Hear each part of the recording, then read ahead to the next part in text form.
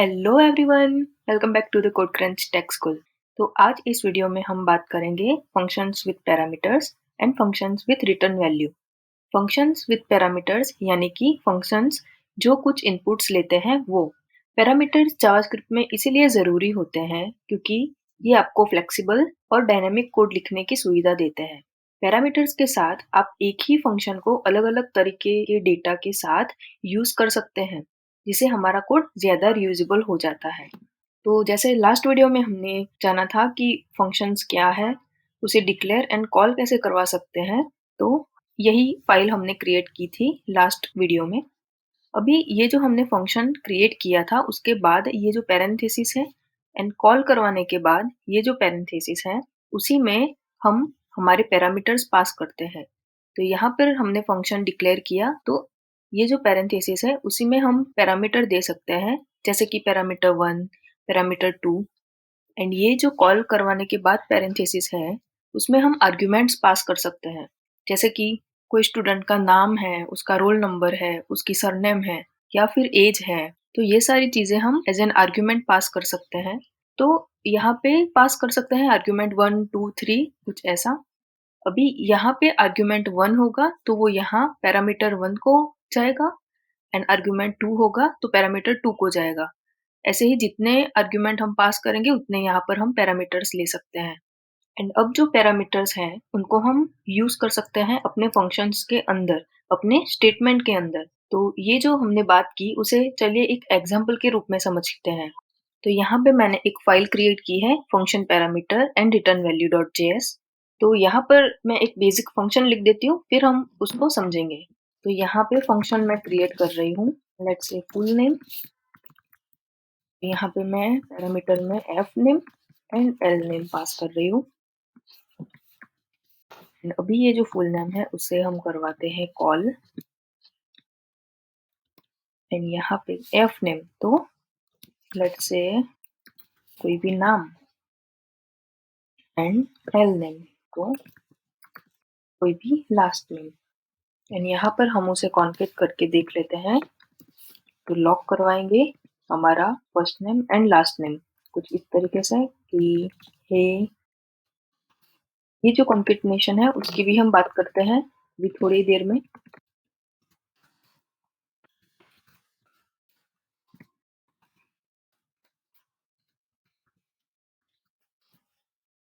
तो यहाँ पे समझो कि मैं टीचर हूँ। सपोज कीजिए मैं टीचर हूँ और आपको पूछ रही हूँ कि चलो भाई आपका नाम बताओ। तो आप बोल रहे हो चंपक सेठ नाम है मेरा।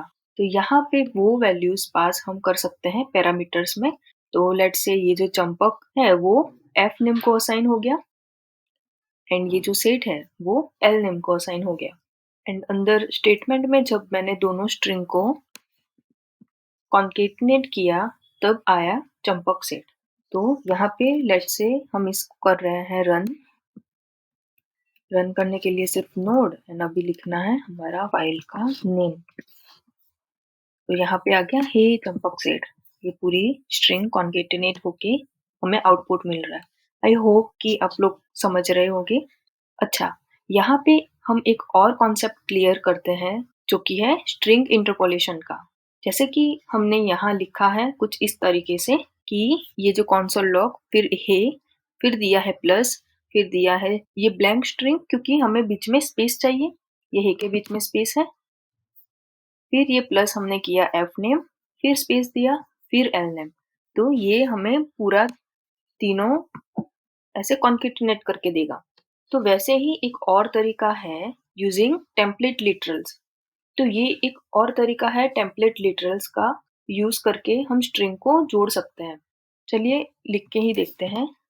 तो कुछ इस तरीके से हम उसको लिखते हैं कि जैसे कि यहाँ पे करवाया लॉग फिर ये बैकस्टिक 1 की है उसके बाजू में लेफ्ट साइड ESC की के नीचे बैकटिक वहां पे लिखते हैं हेलो फिर देते हैं dollar sign and curly braces. भी यहाँ पे जो भी हमने पैरामीटर पास किए वो उसका नेम हम दे सकते हैं। तो एफ नेम हमें लेना है, एक और पैरामीटर है हमारे पास जो कि है एल नेम। बस इतना ही। इसको भी कर देते हैं रन। तो यहाँ पे कमेंट करके रन करते हैं। तो सेम आ रहा है हेलो चंपक सेठ। तो ये एक दूसरा तरीका है स्ट्रिंग को कॉन्केटिनेट करने का।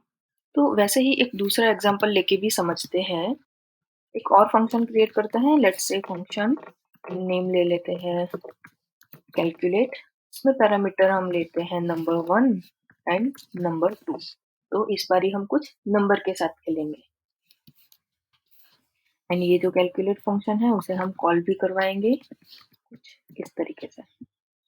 तो यहाँ लेट्स से कि अगर हम कुछ इस तरीके से स्ट्रिंग कॉन्केट करके दिखाएंगे तो उसके लिए हमें एक और वेरिएबल लेना पड़ता है। तो जैसे कि हमने एक बात भी की थी कि जब भी फंक्शन हम क्रिएट करें तो उसके अंदर हम हमारे वेरिएबल्स, हमारी कंडीशंस जैसे कि इफ कंडीशंस, फॉर लूप, हमारे ऑपरेटर्स, ये सारी चीजें भी यूज कर सकते हैं। तो यहाँ पे अगर हम टोटल करना चाहें नंबर 1 एंड नंबर 2 को, तो इसमें से आर्ग्यूमेंट पास कर लेंगे पहले कि लेट्स से 5 एंड 2, कुछ भी नंबर ले सकते हैं।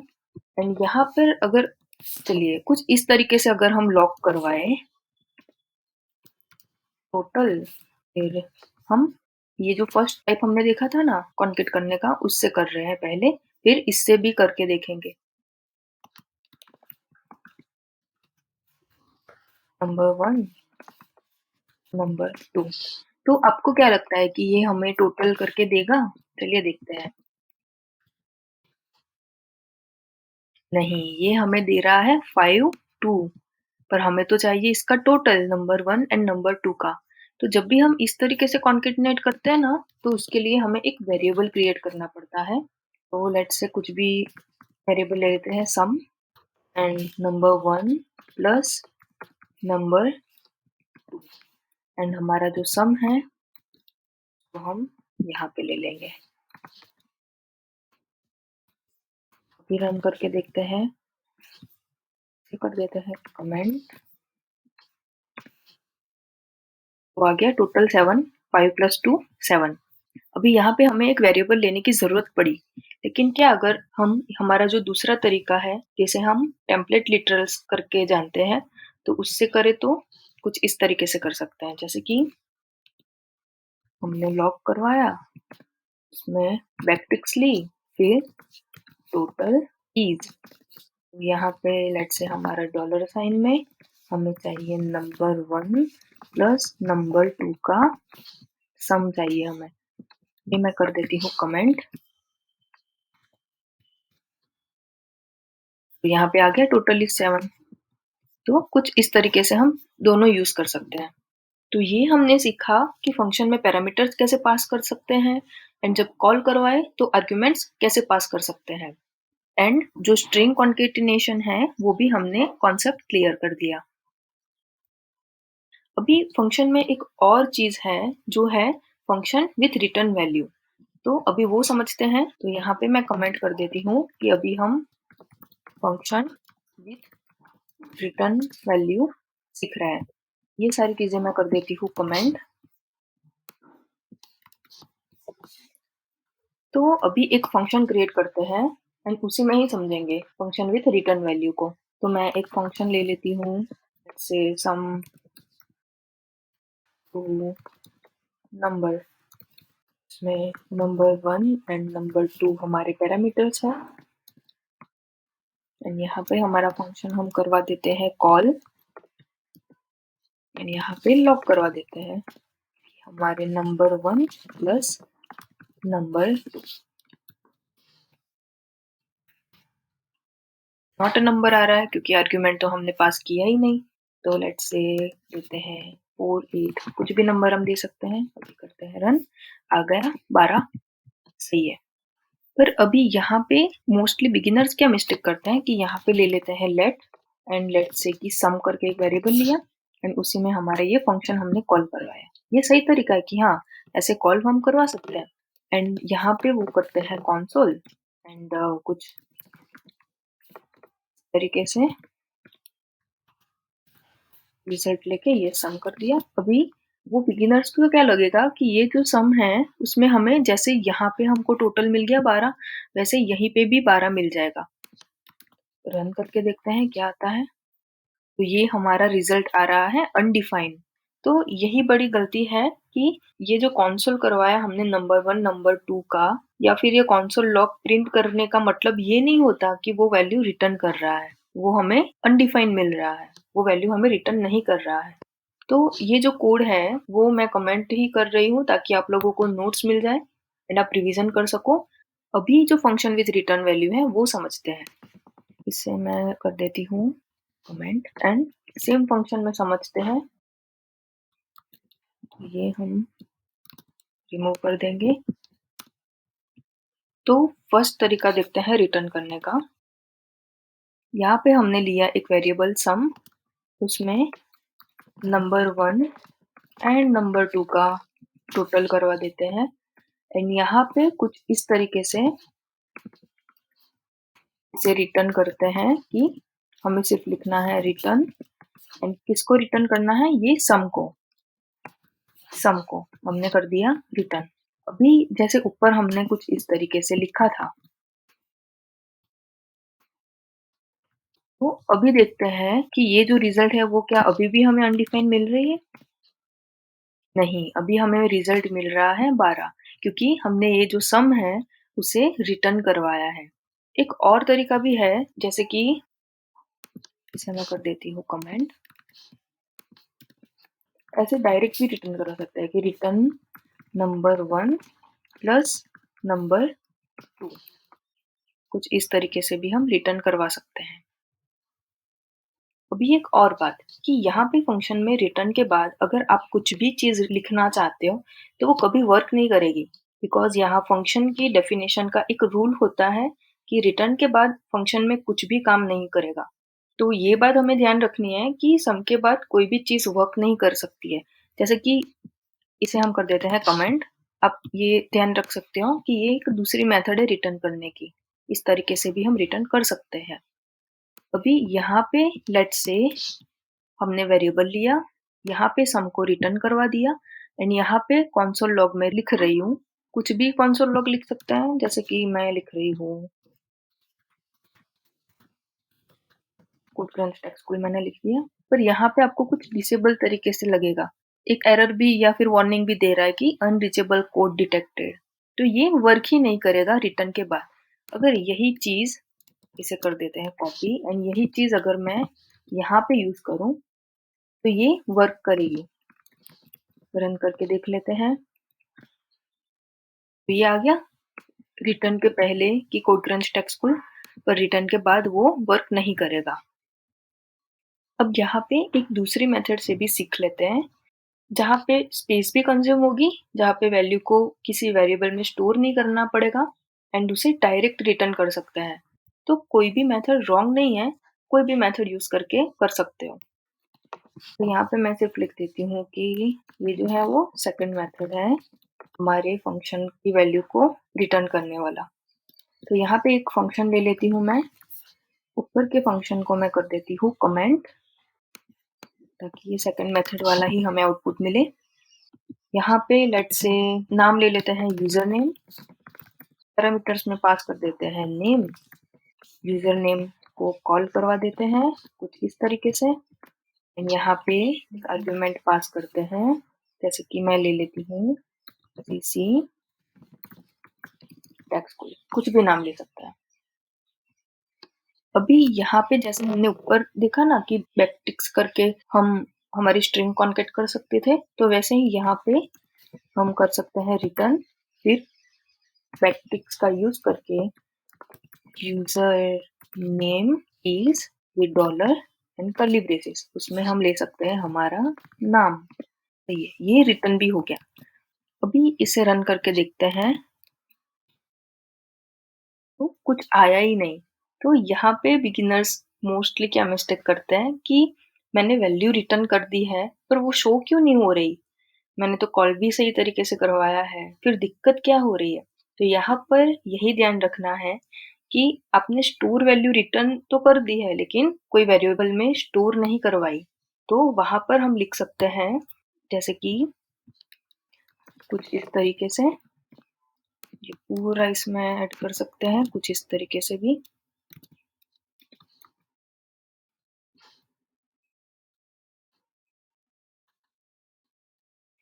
या फिर करते हैं रन, तो आ गया user name is CC take school, जो भी हमने नाम ऐड किया है वो।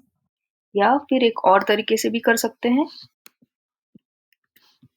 जैसे कि एक वेरिएबल लेके कि नेम इज एक वेरिएबल का नाम है, उसमें हम ऐड करते हैं यूजर नेम। इसमें हमने कोई भी वैल्यू पास कर दी, तो लेट्स से दिशा नाम पास कर दिया। एंड अगर हम करते हैं रन, तो ये नेम इज है, उसको भी हमने कंसोल नहीं करवाया है, कंसोल भी करवा लेते हैं। अभी करते हैं रन, तो आ गया कि यूजर नेम इज दिशा।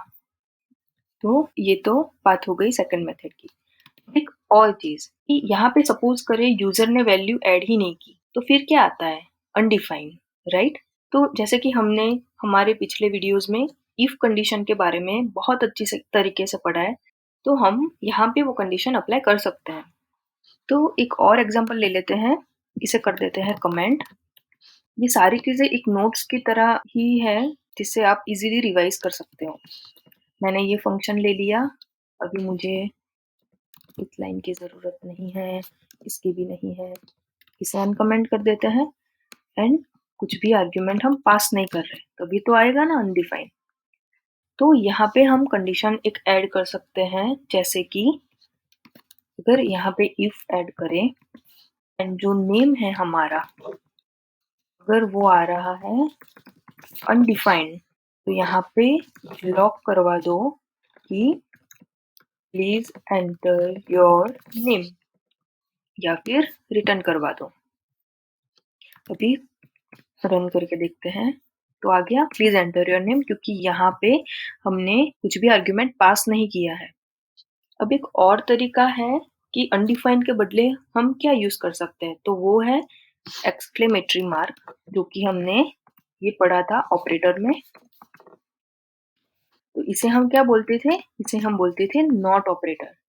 तो अगर नाम नहीं है तो वो कंसोल रन हो जाए कि please enter user name, and अगर नाम है तो कोड चल जाएगा।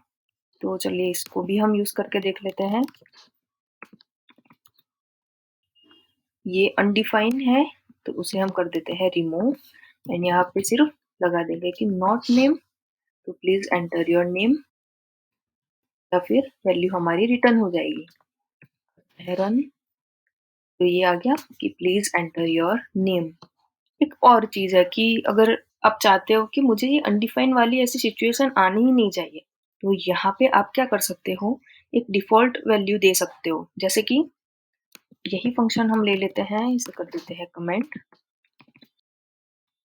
तो यहाँ पे नाम इज इक्वल टू, जैसे कि जिया, कुछ भी नाम आप डिफॉल्ट ले सकते हो। अभी अगर यहाँ पे हम करते हैं रन, कुछ नहीं आ रहा क्योंकि कुछ कंसोल हमने करवाया नहीं है, तो लेट से कंसोल करवा देते हैं।